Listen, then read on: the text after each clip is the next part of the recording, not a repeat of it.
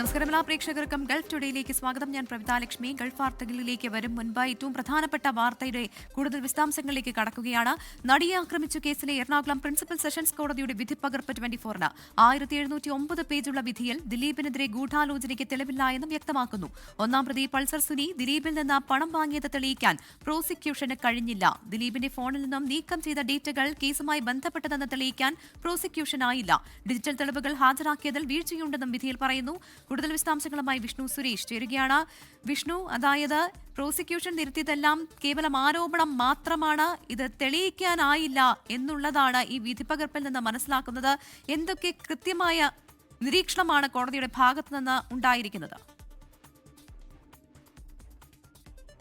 ഇതിൽ ഗൂഢാലോചന തെളിയിക്കുന്നതുമായി ബന്ധപ്പെട്ട് ഒരു തെളിവും പ്രോസിക്യൂഷന് കാര്യമായി ഹാജരാക്കാനായിട്ടില്ല എന്നാണ് വിധി പ്രസ്താവത്തിൽ പറയുന്നത്. പല ആരോപണങ്ങൾ, ഊഹാഭോഗങ്ങളൊക്കെ കോടതിക്ക് മുമ്പാകെ കൊണ്ടുവച്ചിരുന്നു. പക്ഷേ അതൊന്നും ശാസ്ത്രീയമായോ അല്ലെങ്കിൽ അത് കൃത്യമായ തെളിവുകളുടെ അടിസ്ഥാനത്തിലോ പ്രൂവ് ചെയ്യാൻ സാധിച്ചിട്ടില്ല. കേവലം ആരോപണങ്ങൾ മാത്രമായി നിലനിൽക്കുന്നു.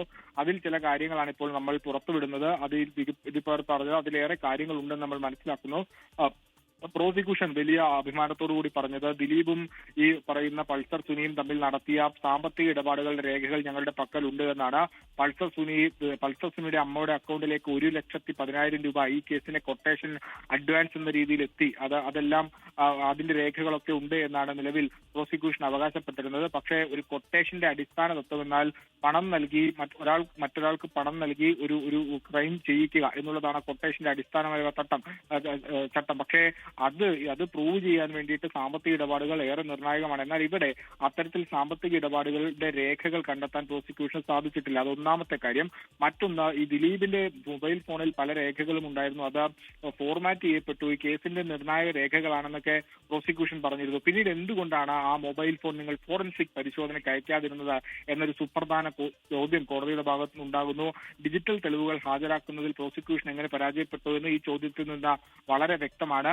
മറ്റൊന്ന്, ഒരു അറ്റംപ്റ്റ് ഗോവയിൽ ഇതിനു മുമ്പ് പൾസർ സുനി ഈ നടിയെ തട്ടിക്കൊണ്ടുപോകാൻ ശ്രമിച്ചതായി ഒരു അറ്റംപ്റ്റ് നടന്നു എന്ന് പ്രോസിക്യൂഷൻ വ്യക്തമാക്കിയിരുന്നു. അന്വേഷണ സംഘം അതുമായി ബന്ധപ്പെട്ട അവിടെ നടന്ന അന്വേഷണത്തിന്റെ തെളിവുകളൊക്കെ കോടതിയിൽ ഹാജരാക്കി. അതിൽ ഏറ്റവും പ്രധാനപ്പെട്ടത് പൾസർ സുനി അന്ന് അവിടെ താമസിച്ച ഹോട്ടലിന്റെ രജിസ്റ്റർ ആയിരുന്നു.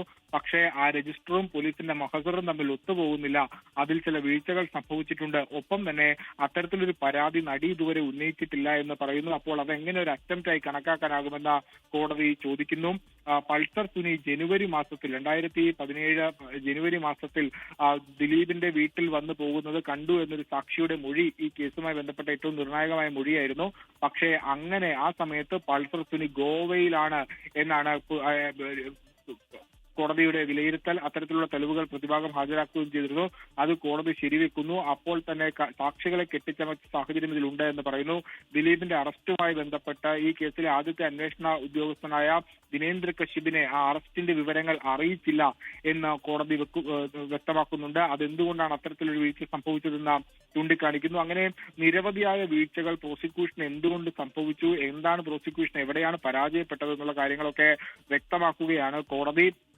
ദിലീപിന് ഈ കേസുമായി കണക്ട് ചെയ്യാൻ പറ്റുന്ന ഒരു തെളിവും നിലവിൽ പ്രോസിക്യൂഷൻ ഹാജരാക്കാൻ പറ്റിയിട്ടില്ല. അവർ പറഞ്ഞു കുറെ കാര്യങ്ങൾ, ഞങ്ങളുടെ പക്കൽ തെളിവുണ്ട്, ഞങ്ങളുടെ പക്കൽ സാമ്പത്തിക ഇടപാടിന്റെ രേഖകളുണ്ട്, ഡിജിറ്റൽ തെളിവുകളുണ്ട്, മൊഴിയുണ്ട്, അതോടൊപ്പം മറ്റ് CCTV ദൃശ്യങ്ങളൊക്കെ ഉണ്ട് എന്ന് പറഞ്ഞെങ്കിലും അതൊന്നും ഒരു തെളിവായി കോടതിയിലേക്ക് എത്തിക്കാൻ അവർക്ക് സാധിച്ചിട്ടില്ല. കേവലം അത് എന്താ പറയാ, കേവലം ആരോപണങ്ങളായി അല്ലെങ്കിൽ കേവലം അനുമാനങ്ങളായി മാത്രം നിലനിൽക്കുകയാണ്. ഹൈപ്പോത്തറ്റിക്കൽ എന്നാണ് എന്ന വാക്കാണ് കോടതി അതുമായി ബന്ധപ്പെട്ട് ഉപയോഗിച്ചിട്ടുള്ളത്. പല കാര്യങ്ങളിലും ഹൈപ്പോത്തറ്റിക്കൽ ആകുന്നു പ്രോസിക്യൂഷൻ എന്ന് കോടതി വളരെ വ്യക്തമായി പറയുകയും ചെയ്തിട്ടുണ്ട്. അപ്പോൾ അതെല്ലാം കൊണ്ടാണ് ദിലീപ് ഈ കേസിൽ കുറ്റവിമുക്തനായത്. സമാനതകളില്ലാത്ത വിമർശനം ഈ കോടതിക്ക് ഈ കേസുമായി ബന്ധപ്പെട്ട ഏൽക്കേണ്ടി വന്നിട്ടുണ്ട്. മാധ്യമങ്ങളടക്കം അതിരൂക്ഷ വിമർശനം കോടതിക്കെതിരെ ഉന്നയിച്ചിരുന്നു.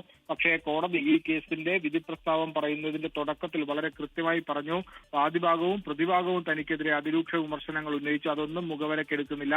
തന്നെ സംബന്ധിച്ച് ഈ നീതി ലഭിക്കണം എന്നുള്ളത് മാത്രമാണ് പ്രയർ ഇമ്പോർട്ടന്റ് ആയി കണക്കാക്കിയിരുന്നത്. അത് ഈ വിധി പ്രസ്താവത്തിൽ ഉണ്ടാകും എന്ന് പറഞ്ഞുകൊണ്ടാണ് ഈ വിധിന്യായം തുടങ്ങുന്നത് തന്നെ. അത് സൂചിപ്പിക്കുന്നത് ഈ പൊതുബോധമോ അതല്ലെങ്കിൽ മറ്റ് പ്രചരണങ്ങളോ ഒന്നും തന്നെ കോടതിക്ക് മുമ്പാകെ എത്തിയിട്ടില്ല. കോടതി പരിഗണിച്ചത് തെളിവുകൾ മാത്രമാണ്, കേസിന്റെ മെറിറ്റ് മാത്രമാണ്. അതിനപ്പുറത്തേക്ക് മറ്റൊരു സ്വാധീനവും ഈ കേസിൽ കോടതിക്ക് ഉണ്ടായിട്ടില്ല. വളരെ ക്ലിയർ ആയി കേസ്, അതായത് ഒരു കേസ് എങ്ങനെയാണ് കോടതി പരിഗണിക്കുക. അതിന്റെ എല്ലാ സാധ്യതകളിൽ നിന്നും കോടതി കേസ് ഇഴകീറായി പരിശോധിച്ച് അതിലൊരു കൃത്യമായ ജഡ്ജ്മെന്റ് ഇപ്പോൾ നൽകിയിട്ടുണ്ട് എന്നാണ് ജഡ്ജ്മെന്റ് വായിക്കുമ്പോൾ നമുക്ക് മനസ്സിലാവുന്നത്. പ്രവിധ, വിശദമായ വിവരങ്ങളാണ് വിഷ്ണു സുരേഷ് നടന്നത്. നടിയെ ആക്രമിച്ച കേസുമായി ബന്ധപ്പെട്ട വിധിയുടെ കൂടുതൽ വിശദാംശങ്ങളാണ് അല്പസമയം മുൻപ് പുറത്തുവന്നത്. 1709 പേജുള്ള വിധിയുടെ വിവരങ്ങളാണ് വിഷ്ണു സുരേഷ് പങ്കുവച്ചത്. നടിയെ ആക്രമിച്ച കേസിലെ ശിക്ഷാവിധി ദിനത്തിലും നിറഞ്ഞു നിന്നത് നാടകീയത. സമൂഹത്തിന് വേണ്ടിയാണോ വിധി എഴുതേണ്ടത് എന്ന് പ്രോസിക്യൂഷനോട് കോടതി ചോദിച്ചു. യഥാർത്ഥ കുറ്റവാളി മറഞ്ഞിരിപ്പുണ്ടെന്ന് പ്രോസിക്യൂഷൻ. വാദത്തിനിടെ 2ാം പ്രതി മാർട്ടിൻ ആന്റണിയും 6ാം പ്രതി പ്രദീപും പൊട്ടിക്കരഞ്ഞു. കേരളം കാത്തിരുന്ന വിധിദിനം. രാവിലെ 8 മണിയോടെ വിയൂർ സെൻട്രൽ ജയിലിൽ നിന്ന് പൾസർ സുനി ഉൾപ്പെടെയുള്ള 6 പ്രതികളെ എറണാകുളം പ്രിൻസിപ്പൽ സെഷൻസ് കോടതിയിൽ എത്തിച്ചു. കൃത്യം 11 മണിക്ക് തന്നെ ശിക്ഷാവിധിയിലുള്ള വാദം ആരംഭിച്ചു. അതിനു മുൻപ് കോടതിയുടെ മുന്നറിയിപ്പ്. പല ഘട്ടങ്ങളിൽ പലതും നൽകി. കോടതി നടപടികൾ വളച്ചൊടിച്ചാൽ നടപടിയെടുക്കേണ്ടി വരുമെന്ന് ജഡ്ജി ഹണി എം വർഗീസ്. ആദ്യം വാദം ആരംഭിച്ചത് പ്രോസിക്യൂഷൻ. ശിക്ഷയുടെ കാര്യത്തിൽ വേർതിരിവ് പാടില്ലെന്നും എല്ലാവർക്കും പരമാവധി ശിക്ഷയായ ജീവപര്യന്തം നൽകണമെന്നും പ്രോസിക്യൂഷൻ ആവശ്യപ്പെട്ടു. കൂട്ടബലാത്സംഗത്തിൽ വാദം നടന്നു. യഥാർത്ഥത്തിൽ കുറ്റം ചെയ്തത് 1ാം പ്രതിയെന്ന് കോടതി. 2 മുതൽ 6 വരെയുള്ള പ്രതികൾ സഹായിച്ചില്ലെങ്കിൽ ഇത് നടക്കില്ലായിരുന്നുവെന്ന് പ്രോസിക്യൂഷൻ. പിന്നീട് ശിക്ഷയിൽ ഇളവ് വേണമെന്ന് പ്രതികളുടെ വാദം. അമ്മ മാത്രമേ ഉള്ളൂവെന്ന് പൾസർ സുനി. അതിക്രൂരമായ കുറ്റകൃത്യം നടന്നിട്ടില്ലെന്ന് പൾസർ സുനിയുടെ അഭിഭാഷകൻ. ഒരു തെറ്റും ചെയ്തിട്ടില്ലെന്ന് 2ാം പ്രതി മാർട്ടിൻ. കുടുംബം ദുരവസ്ഥയിലാണെന്ന് 3ാം പ്രതി മണികണ്ഠൻ. ഒരു പെറ്റി കേസ് പോലുമില്ല, വടിവാളെന്ന പേര് നൽകിയത് പോലീസ് എന്ന് സലീം. ജോലി കഴിഞ്ഞ് വീട്ടിൽ പോവുകയായിരുന്നുവെന്ന് കരഞ്ഞുകൊണ്ട് പ്രദീപ്. നാട് തലശ്ശേരിയായതുകൊണ്ട് കണ്ണൂർ ജയിലിലേക്ക് മാറ്റണമെന്ന് 4ാം പ്രതി വിജീഷ്. എല്ലാം കേട്ട കോടതി വിധി പറയാൻ ഉച്ചയ്ക്ക് 3:30 മാറ്റി. വിധി പ്രസ്താവന ആരംഭിച്ചത് 4:30. Supreme dignity of A woman എന്ന് കോടതി. അതിജീവിതയുടെ നിസ്സഹായാവസ്ഥ പരിഗണിക്കേണ്ടതല്ലേ എന്ന് കോടതി. ഇതിനിടെ സമൂഹത്തിന് വേണ്ടിയാണോ വിധി എഴുതേണ്ടതെന്ന് പ്രോസിക്യൂഷനോട് കോടതി ചോദിച്ചു. യഥാർത്ഥ കുറ്റവാളി മറഞ്ഞിരിപ്പുണ്ടെന്ന് പ്രോസിക്യൂഷൻ. ഇങ്ങനെ 1.5 മണിക്കൂറോളം നീണ്ട വാദങ്ങൾക്കൊടുവിലാണ് കേരളത്തെ ഞെട്ടിച്ച നടിയെ ആക്രമിച്ച കേസിൽ എറണാകുളം പ്രിൻസിപ്പൽ സെഷൻസ് കോടതി വിധി പറഞ്ഞത്. 24 കൊച്ചി. നടിയെ ആക്രമിച്ച കേസിൽ പ്രതികളുടെ ശിക്ഷ കുറഞ്ഞതിനെതിരെ രൂക്ഷ പ്രതികരണവുമായി അതിജീവിതയുടെ അഭിഭാഷക TB മിനി. അപമാനഭാരത്താൽ തലകുനിക്കുന്നുവെന്നായിരുന്നു TB മിനിയുടെ പ്രതികരണം. ശിക്ഷ മാതൃകാപരമെന്നായിരുന്നു നിയമമന്ത്രി P രാജീവിന്റെ പ്രതികരണം.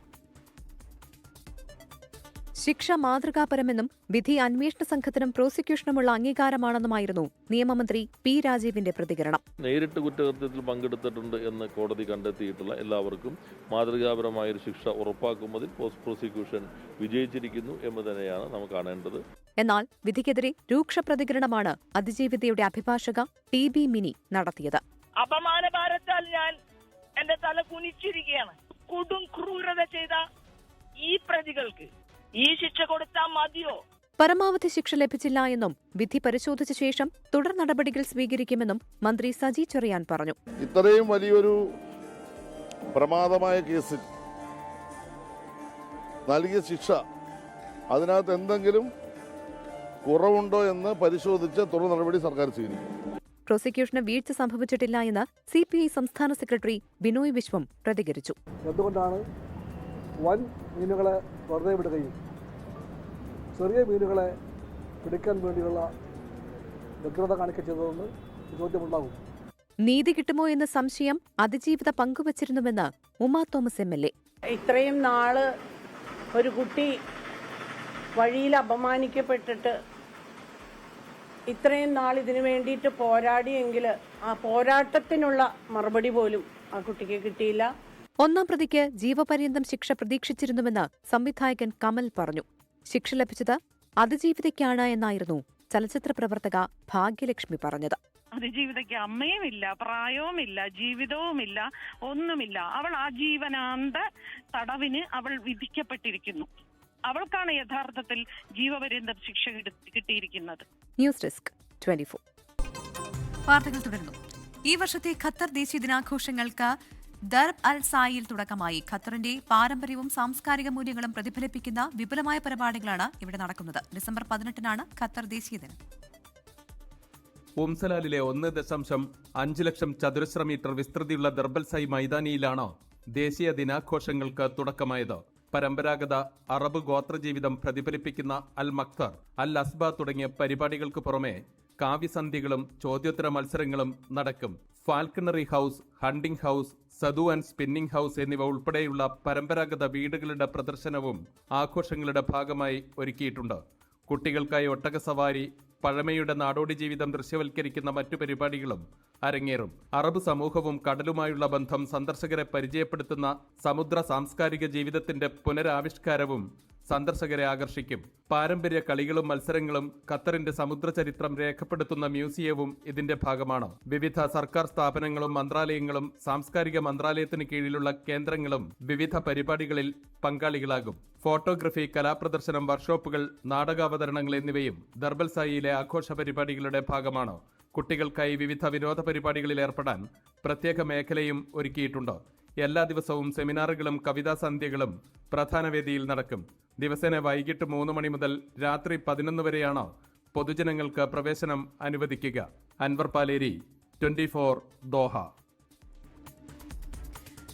ജിദ്ദയിൽ നടക്കുന്ന റെഡ് സീ അന്താരാഷ്ട്ര ചലച്ചിത്രോത്സവത്തിൽ പ്രേക്ഷക പ്രശംസ നേടി പാകിസ്ഥാൻ സിനിമ ഗോസ്റ്റ് സ്കൂൾ. പാകിസ്ഥാനിൽ വിദ്യാഭ്യാസം നിഷേധിക്കപ്പെടുന്നതിന്റെ രാഷ്ട്രീയവും അന്ധവിശ്വാസത്തിന്റെ മറവിലെ സാമൂഹിക അനീതിയുമാണ് ചിത്രത്തിന്റെ പ്രമേയം.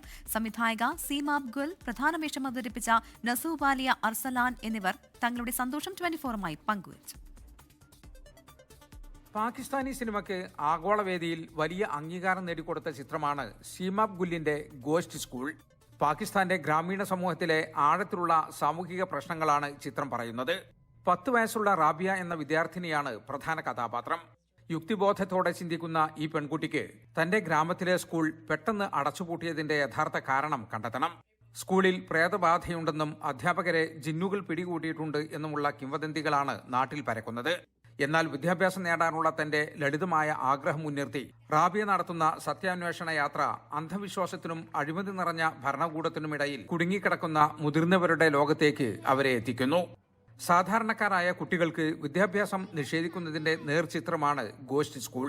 പ്രേക്ഷകരുടെ വലിയ പ്രശംസ ലഭിച്ചതിലുള്ള സന്തോഷം പ്രധാന വേഷം അവതരിപ്പിച്ച നസുവാലിയ അർസലാൻ എന്ന വിദ്യാർത്ഥിനി 24മായി പങ്കുവച്ചു. I am very happy and I am very proud and I feel the happiest in the whole world after watching myself on a big cinema on the big festival. Thank you to Red Sea as well. After watching myself on a big screen, I feel so confident. I can say that. അന്താരാഷ്ട്ര തലത്തിൽ തങ്ങളുടെ സിനിമയ്ക്ക് വലിയ സ്വീകാര്യത ലഭിച്ചതിൽ സന്തോഷമുണ്ടെന്ന് ചിത്രത്തിന്റെ സംവിധായിക സീമാബ് ഗുൽ പറഞ്ഞു.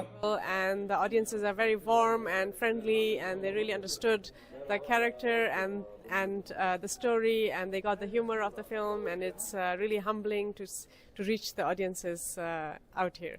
My film questions the concept of ghost schools. The phenomena of ghost schools in Pakistan is very wide. It's about schools that have been built as buildings but are not operating due to either corruption, mismanagement or poor administration. So these schools remain empty and the children don't go to school. Red sea film ഫെസ്റ്റിവലിൽ ആദ്യമായാണ് പാകിസ്ഥാൻ പങ്കെടുക്കുന്നത്. Toronto അന്താരാഷ്ട്ര ചലച്ചിത്രോത്സവത്തിൽ world premier നടത്തിയ ഈ ചിത്രം Red Sea ഫെസ്റ്റിവലിൽ കുടുംബം, കുട്ടികൾ എന്ന വിഭാഗത്തിലാണ് പ്രദർശിപ്പിച്ചത്. ജലീൽ കണ്ണമംഗലം, 24 ജിദ്ദ. പ്രേക്ഷക പ്രീതി പിടിച്ചുപറ്റി പ്രദർശനം തുടരുന്ന എക്കോ സിനിമയുടെ വിജയാഘോഷം ദുബായിൽ നടന്നു. ദുബായ് ഖിസായിസിലെ ലുലു ഹൈപ്പർ മാർക്കറ്റ് അങ്കണത്തിൽ നടന്ന ആഘോഷത്തിൽ സിനിമാ താരങ്ങളും സാങ്കേതിക പ്രവർത്തകരും പങ്കെടുത്തു. പരസ്യപ്രചാരണങ്ങൾ ഇല്ലാതെ ഹിറ്റായ സിനിമയുടെ ചിത്രീകരണ വിശേഷങ്ങൾ താരങ്ങളും പിന്നണി പ്രവർത്തകരും പങ്കുവച്ചു. പ്രധാന വേഷം അഭിനയിച്ച യുവതാരം സന്ദീപ് പ്രദീപ്, സംവിധായകൻ ദിൻജിത്ത് അയ്യത്താൻ, തിരക്കഥാകൃത്തും ഛായാഗ്രാഹകരുമായ ബാഹുൽ രമേശ്, നടന്മാരായ നരേൻ, ബിനു പപ്പു എന്നിവർ പങ്കെടുത്തു. ലുലു ഗ്രൂപ്പ് പ്രതിനിധികൾ ഉൾപ്പെടെയുള്ളവർ ചടങ്ങിൽ ഭാഗമായി. ബിജോയ്സ് ചാമ്പ്യൻസ് കപ്പ് 2025 സീസൺ 1 ഈ മാസം 12 മുതൽ 14 വരെ ഷാർജ അൽ ബത്തായിലെ ബിജോയ്സ് ക്രിക്കറ്റ് ക്ലബിൽ നടക്കും. ദുബായ് പോലീസിലടക്കം 64 ടീമുകൾ ടൂർണമെന്റിന്റെ ഭാഗമാകും. ഇർഫാൻ പട്ടാനാണ് ടൂർണമെന്റിന്റെ ബ്രാൻഡ് അംബാസിഡർ. വിജയിക്കുന്ന ടീമിന് 1 ലക്ഷം ദിർഹമാണ് സമ്മാനം. റണ്ണറപ്പിന് 1/4 ലക്ഷം ദിർഹവും പ്രൈസ് മണിയായി ലഭിക്കും. ഹനാൻ ഷാ ഉൾപ്പെടെ പങ്കെടുക്കുന്ന ലൈവ് സംഗീത പരിപാടിയും ചാമ്പ്യൻഷിപ്പിനോട് അനുബന്ധിച്ചുണ്ടാകും. ഫുഡ് സ്റ്റാളുകൾ, വിവിധ പ്രദർശനങ്ങൾ എന്നിവയും ഉണ്ടാകുമെന്ന് സംഘാടകർ അറിയിച്ചു. അക്ഷരനഗരിയിൽ ക്രിസ്മസ് ആഘോഷങ്ങൾക്ക് തുടക്കം കുറിച്ചുകൊണ്ടുള്ള ക്രിസ്മസ് പാപ്പ വിളംബര റാലി നടന്നു. 5000 പേരാണ് ഇത്തവണ ബോൺ നത്താലി റാലിയിൽ പങ്കെടുത്തത്. കോട്ടയം സിറ്റിസൺ ഫോറവും കോട്ടയം നഗരസഭയും ചേർന്നാണ് ബോൺ നത്താലി സംഘടിപ്പിച്ചത്.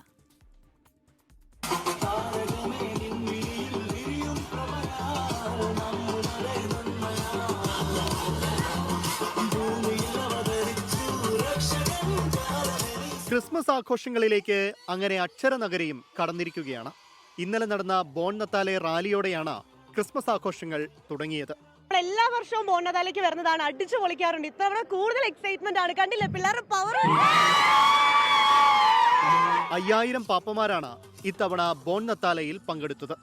കോട്ടയത്തെ സ്കൂളുകളിൽ നിന്നും കോളേജുകളിൽ നിന്നും ആശുപത്രികളിൽ നിന്നുമെല്ലാം പങ്കാളിത്തമുണ്ടായി. ക്രിസ്മസ് എന്ന് പറയുമ്പോൾ എപ്പോഴും സെലിബ്രേഷൻ ആണ് അല്ലേ? അപ്പോൾ ആടിയും പാടിയും ചിരിച്ചും ആഹ്ലാദിച്ചു കൊണ്ടുള്ള ക്രിസ്മസ് സന്തോഷമാണ് ഉദ്ദേശിക്കുന്നത്. ജില്ലാ പോലീസ് മേധാവി ഷാഗുൽ ഹമീദാണ് പരിപാടി ഫ്ളാഗ് ഓഫ് ചെയ്തത്. പോലീസ് പരേഡ് ഗ്രൗണ്ടിൽ നിന്നും ആരംഭിച്ച റാലി നഗരം ചുറ്റി മാമൻ മാപ്പിള ഹാളിലാണ് സമാപിച്ചത്. നിരവധി ക്രിസ്മസ് പ്ലോട്ടുകളും ഇത്തവണ ഒരുക്കിയിരുന്നു.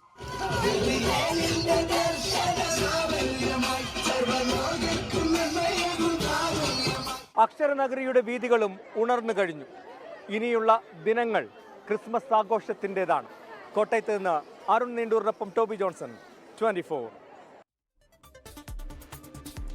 ധ്യാൻ ശ്രീനിവാസനെയും വിഷ്ണു ഉണ്ണികൃഷ്ണനെയും കേന്ദ്ര കഥാപാത്രങ്ങളാക്കി ഈസ്റ്റ് കോസ്റ്റ് വിജയൻ സംവിധാനം ചെയ്യുന്ന ഭീഷ്മറിന്റെ മേക്കിംഗ് വീഡിയോ പുറത്തിറങ്ങി. ഷൂട്ടിംഗ് ലൊക്കേഷനിലെ രസകരമായ നിമിഷങ്ങൾ കോർത്തിണക്കി ഇറക്കിയ വീഡിയോ സമൂഹമാധ്യമങ്ങളിൽ ഇതിനകം ശ്രദ്ധ നേടിക്കഴിഞ്ഞു.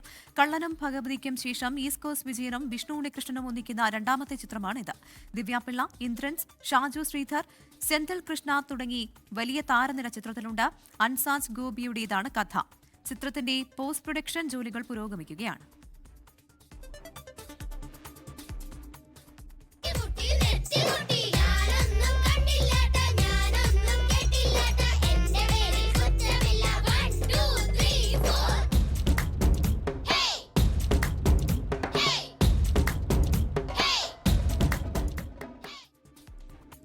ജനവിധി നാളെ അറിയാം.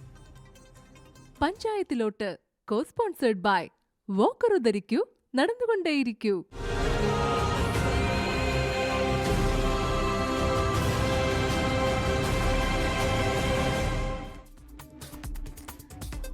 തദ്ദേശ തെരഞ്ഞെടുപ്പ് ഫലം കാത്ത് കേരളം. നാളെ രാവിലെ 8 മണി മുതൽ 244 കേന്ദ്രങ്ങളിലായാണ് വോട്ടെണ്ണൽ. 2 ഘട്ടങ്ങളിലായി നടന്ന പോളിംഗിൽ 73.68% പേർ വോട്ട് ചെയ്തുവെന്നാണ് അന്തിമ കണക്ക്. ഫലം വരാൻ മണിക്കൂറുകൾ മാത്രമുള്ളപ്പോൾ തികഞ്ഞ ആത്മവിശ്വാസത്തിലാണ് മുന്നണികൾ. തെരഞ്ഞെടുപ്പ് ഫലം ഏറ്റവും വേഗത്തിൽ കൃത്യതയോടെ പ്രേക്ഷകരിലേക്ക് എത്തിക്കാൻ ടീം 24 പൂർണ്ണസജ്ജം.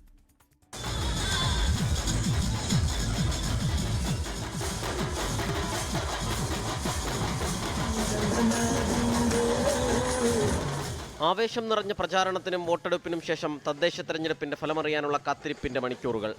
മാസങ്ങൾക്കപ്പുറം നടക്കാനിരിക്കുന്ന നിയമസഭാ തെരഞ്ഞെടുപ്പിന്റെ സെമിഫൈനലാകും തെരഞ്ഞെടുപ്പ് ഫലമെന്ന വിലയിരുത്തലിൽ രാഷ്ട്രീയ കേരളത്തിന്റെ ആകാംക്ഷയേറുന്നു. വിധിയോത്ത് നെഞ്ചെടുപ്പേറുമ്പോഴും വിജയത്തിൽ ഒരാശങ്കയുമില്ലെന്ന് മുന്നണികൾ.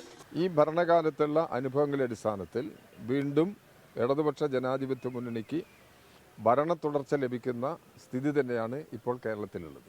മുന്നേറ്റം ഉണ്ടാവും, UDF നല്ല മുന്നേറ്റം ഉണ്ടാവും എന്നുള്ളതാണ് ഞങ്ങൾക്ക് കിട്ടുന്ന റിപ്പോർട്ടുകൾ. 14 ജില്ലാ പ്രസിഡന്റുമാരുമായിട്ട് ഞാൻ ഇന്നലെയും മിനിഞ്ഞാന്നുമായിട്ട് സംസാരിച്ചിരുന്നു. എല്ലാവരും വളരെ ആത്മവിശ്വാസത്തിലാണ്. നല്ല വിജയം ഉണ്ടാകും എന്നുള്ളത് തന്നെയാണ് ഉറച്ച വിശ്വാസം. സംസ്ഥാനത്ത് കരുത്തറിയിക്കാനാവുമെന്ന പ്രതീക്ഷയിലാണ് BJP.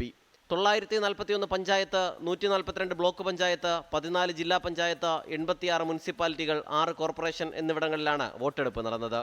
73.68% പോളിംഗാണ് 2 ഘട്ടങ്ങളിലുമായി രേഖപ്പെടുത്തിയത്. 244 കേന്ദ്രങ്ങളിൽ രാവിലെ 8 മണിക്ക് വോട്ടെണ്ണൽ ആരംഭിക്കും. ആദ്യം പോസ്റ്റൽ ബാലറ്റുകളാണ് എണ്ണുക. തുടർന്ന് വോട്ടിംഗ് മെഷീനുകളിലെ വോട്ടുകൾ എണ്ണും. ആദ്യം ഗ്രാമപഞ്ചായത്തുകളിലെയും നഗരസഭകളിലെയും ഫലം വരും. ഉച്ചയ്ക്ക് 2 മണിയോടെ പൂർണ്ണഫലം അറിയാനാകും. വോട്ടെണ്ണൽ വിവരങ്ങൾ അപ്പോൾ പ്രേക്ഷകരിലെത്തിക്കാൻ 24 വിപുലമായ സംവിധാനങ്ങളാണ് ഒരുക്കിയിട്ടുള്ളത്. ഏറ്റവും വേഗത്തിൽ ഏറ്റവും കൃത്യതയോടെ പ്രേക്ഷകരെ ഫലമറിയിക്കാൻ 24 പൂർണ്ണ സജ്ജം. 2019 ലോക്സഭാ ഇലക്ഷൻ നാടിന്റെ ഇലക്ഷൻ ഡെസ്കായി 24. 2020 പഞ്ചായത്ത് ഇലക്ഷൻ പ്രവചനങ്ങളെ മറികടന്ന് 24ന്റെ തേരോട്ടം. 2021 കേരള നിയമസഭാ ഇലക്ഷൻ പകരം വയ്ക്കാനാവാത്ത 5 ലക്ഷത്തിലേറെ ഭൂരിപക്ഷവുമായി 24. 2022 തൃക്കാക്കര ഉപതെരഞ്ഞെടുപ്പ് ജനകരുത്തിൽ ചരിത്ര വിജയവുമായി 24. കാത്തിരുന്ന് കാണാം ചരിത്രം ആവർത്തിക്കാൻ 24. തിരഞ്ഞെടുപ്പ് ഫലം നാളെയാണെങ്കിലും ആഘോഷം കൊഴുപ്പിക്കാൻ പടക്കക്കടകൾ സജീവമാണ്. വോട്ടെണ്ണുന്നതിന് മുൻപ് തന്നെ പലയിടത്തും രാഷ്ട്രീയ പാർട്ടികൾക്ക് വലിയ ആത്മവിശ്വാസമുണ്ട്. തിരഞ്ഞെടുപ്പ് വിജയത്തിന് മാറ്റുകൂട്ടാനായി സിലിണ്ടർ ഫോഗാണ് ഇത്തവണത്തെ വെറൈറ്റി. മലപ്പുറം വേങ്ങരയിലെ വെട്ടുതോട് ശിവകാശി പടക്കക്കടയിൽ നിന്ന് ഗോകുൽ കെ വേണുഗോപാൽ തയ്യാറാക്കിയ റിപ്പോർട്ടിലേക്ക്. തെരഞ്ഞെടുപ്പ് ഫലം നാളെയാണെങ്കിലും പടക്കക്കടകളൊക്കെ സജീവമാണ്. എല്ലാ രാഷ്ട്രീയ പാർട്ടിയിലും പെട്ട ആളുകൾ ഈ കടയിലേക്ക് എത്തിക്കൊണ്ടിരിക്കുന്നുണ്ട്. പറഞ്ഞതുപോലെ തദ്ദേശ തെരഞ്ഞെടുപ്പ് ഫലമായതിനാൽ തന്നെ എല്ലാ രാഷ്ട്രീയ പാർട്ടിക്കാർക്കും ആഘോഷിക്കാനുള്ള വകുപ്പുണ്ടാകും എന്നൊരു പ്രതീക്ഷയും വിശ്വാസവും ഒക്കെ അവർക്കുണ്ട്. അതിനാൽ തന്നെ പല സ്ഥലങ്ങളിൽ നിന്നുള്ള ആളുകൾ ഈ കടയിലേക്ക് എത്തിക്കൊണ്ടിരിക്കുന്നു. ഈ ഇലക്ഷനുമായി ബന്ധപ്പെട്ട പലതരത്തിലുള്ള വെറൈറ്റികളും കടയിലുണ്ട്. നമ്മൾ സാധാരണയായിട്ട് കാണുന്ന പടക്കങ്ങൾക്കപ്പുറത്തേക്ക് തിരഞ്ഞെടുപ്പിന്റെ ഫലപ്രഖ്യാപനവുമായി ബന്ധപ്പെട്ട് അതിനാഘോഷിക്കാൻ തക്കതായ ചില പടക്കങ്ങളും കാര്യങ്ങളും ഒക്കെ ഇവിടെ ഉണ്ട് എന്നാണ് ഈ ഇതിന്റെ ഉടമകൾ ഉൾപ്പെടെയുള്ള ആളുകൾ പറയുന്നത്. എന്തെല്ലാം തരത്തിലുള്ള പടക്കങ്ങളുണ്ട് ഇവിടെ? നമ്മളിപ്പോൾ ഓരോ പാർട്ടീൻ്റെ അനുസരിച്ചുള്ള ഓരോ കളേഴ്സുകളാണ് ഇറക്കിയിട്ടുള്ളത്. സ്കൈ ഷോട്ട്സിലാട്ടെ ഓരോ പാർട്ടി അതിനനുസരിച്ച കളറുകൾ. ഇപ്പോഴത്തെ ട്രെൻഡായി നിൽക്കുന്ന സിലിണ്ടർ ഫോഗുകളാണ്. പിന്നെ സ്കൈ ഷോട്ട്സ്, മാലപ്പടക്കങ്ങൾ, ഗുണ്ടുകളൊക്കെയാണ് ഐറ്റംസുകളുള്ളത്. പല നാളെയാണ് വരുന്നത്, പക്ഷേ നിങ്ങൾ ഇന്ന് തന്നെ വാങ്ങി സ്റ്റോക്ക് ചെയ്യാണല്ലേ? ഞങ്ങൾ 100% വിജയം ഉറപ്പിച്ച ആൾക്കാരാണ്. അതുകൊണ്ട് തന്നെ രാമനാട്ടിന്ന് വരുന്ന ഞങ്ങൾ ഈ കാര്യമായിട്ട് വരുന്നത് ഈ സിലിണ്ടർ കുറ്റിക്കാണ് വന്നത്. പക്ഷെ ഞങ്ങൾ 3 പ്രതീക്ഷ വന്നിട്ട് ഞങ്ങൾക്ക് ഒന്നേ കിട്ടിയിട്ടുള്ളൂ. അതൊക്കെ ഇതാണ് നാല് വരുന്നത്. വലിയ രീതി, അതായത് കലാശക്കൊട്ടൊക്കെ നമ്മൾ കണ്ടു. അതിനുമപ്പുറത്തേക്കുള്ള വലിയ രീതിയിലുള്ള ആഘോഷ പരിപാടികളായിരിക്കും പല സ്ഥലങ്ങളിലും എല്ലാ ആളുകളും അറേഞ്ച് ചെയ്യുന്നത്. എന്തായാലും ആഘോഷങ്ങളൊക്കെ അതുപോലെ നടക്കണ ജനാധിപത്യത്തിന്റെ ഉത്സവമാണ്. എല്ലാവർക്കും എല്ലാവിധ വിജയാശംസകൾ നേരുന്നു. അപ്പോൾ ഈ പറഞ്ഞതുപോലെ തെരഞ്ഞെടുപ്പ് ഫലം വരുന്ന സമയത്ത് ഈ സംഘർഷങ്ങളും മറ്റുമൊന്നും ഉണ്ടാവാത്ത രീതിയിൽ ആഘോഷം ഭംഗിയായി കൊണ്ടുപോകാൻ ആവട്ടെ എന്ന് മാത്രമാണ് ആശംസിക്കുന്നത്. അല്ലെങ്കിൽ ഇതൊരു അഭ്യർത്ഥന കൂടിയാണ്. മുഹമ്മദ് അഷ്റഫിനൊപ്പം ഗോകുൽ കെ വേണുഗോപാൽ, 24 മലപ്പുറം. വോട്ടെണ്ണലിന്റെ ഓരോ സ്പന്ദനവും 24ന്റെ മാജിക് സ്ക്രീനിൽ പ്രേക്ഷകർക്ക് കാണാം. നാളെ രാവിലെ 5 മണി മുതൽ തത്സമയം. എല്ലാ പ്രേക്ഷകരും 24നോടൊപ്പം തുടരുക. ഇതോടെ ഈ ബുള്ളറ്റിൻ പൂർണ്ണമാകുന്നു. Good night.